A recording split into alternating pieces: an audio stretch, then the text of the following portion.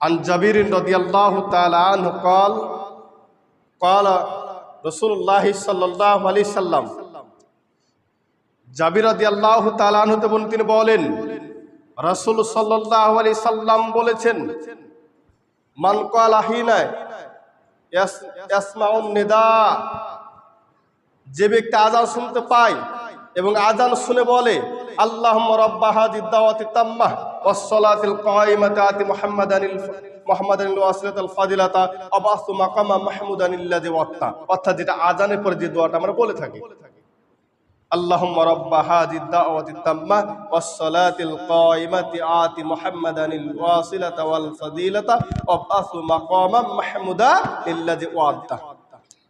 এই উক্ত দোয়াটি যদি কেউ আযান শোনার পর বলে হাল্লাত লাহু সাফাতি ইয়াউমাল কিয়ামতি, আল্লাহর নবী বলছেন তার জন্য কাল কিয়ামতের দিন আমি নবী সাফাত করার জন্য জরুরি হয়ে যাব, আবশ্যক হয়ে যাব।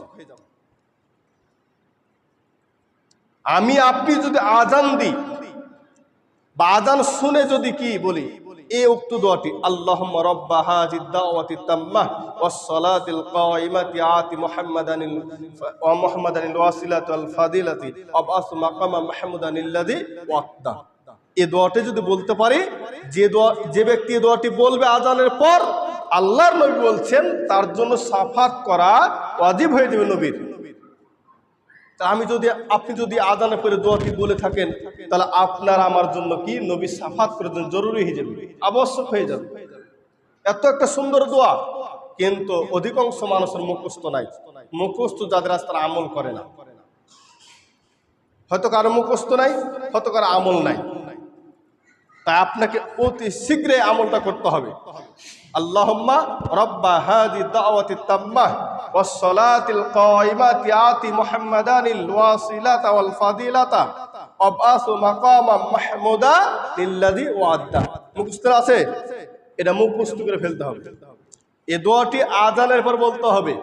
এই দোয়াটি যদি আযানের পর বলতে পারি তাহলে আপনার আমার জন্য নবীর সাফাত জরুরি হয়ে যাবে, আবশ্যক হয়ে যাবে। আমি কি চাই না নবীর সাফাত? আমি কি চাই না নবীর সাফাত? নবী যদি আপনার জন্য সুপারিশ করে আল্লাহর কাছে, তাহলে আপনি কোথায় যাবেন একবার চিন্তা করেছেন? নবী সাফাত করবে সর্বপ্রথম, যত নবী রাসূল আছে সকল নবী রাসূলের মধ্যে সর্বপ্রথম সাফাত করবে এবং সর্বপ্রথম সাফাত কবুল করবে মুহাম্মদ সাল্লাল্লাহু আলাইহি সাল্লামের। তাহলে এই দোয়াটি যদি আমি বলি, এই যে আজকের জুমার দিন আযান হলো, কয়টি মানুষ বলেছি? আর অধিকাংশ মানুষের মুখস্থ নাই। কেন দোয়া মুখস্থ করবেন না? পারবো না কথা আল্লাহ শুনবে না, পারতে হবে আপনাকে। কেন আপনি মুখস্থ করতে পারবেন না? আল্লাহ বলবে আপনাকে ৭৭ বছর হায়াত দিয়েছিলাম, ৭৭ বছর মধ্যে তুমি একটা দোয়া মুখস্থ করোনি, তোমার মেধা তো হয়নি। কেন? অবশ্যই দোয়া মুখস্থ করতে হবে আপনাকে। তাহলে এই হাদিসটি মিসকাতুল মাসাবির মধ্যে পাবেন ৬৫৯ নম্বর হাদিস। নাসরুদ্দিন আলবানী রাহিমাহুল্লাহ হাদিসটি সহিহ বলেছেন। তাহলে আযানের পর একটি দোয়া পেলাম, সেই দোয়াটি যদি আমি আমল করতে পারি তাহলে আপনার আমার জন্য এই আমলের বিনিময় কি, বা এই দোয়ার পড়ার বা দোয়াটি আমল করার বিনিময় হচ্ছে পরকালে নবীর সাফাত জরুরি হয়ে যাবে আপনার আমার জন্য।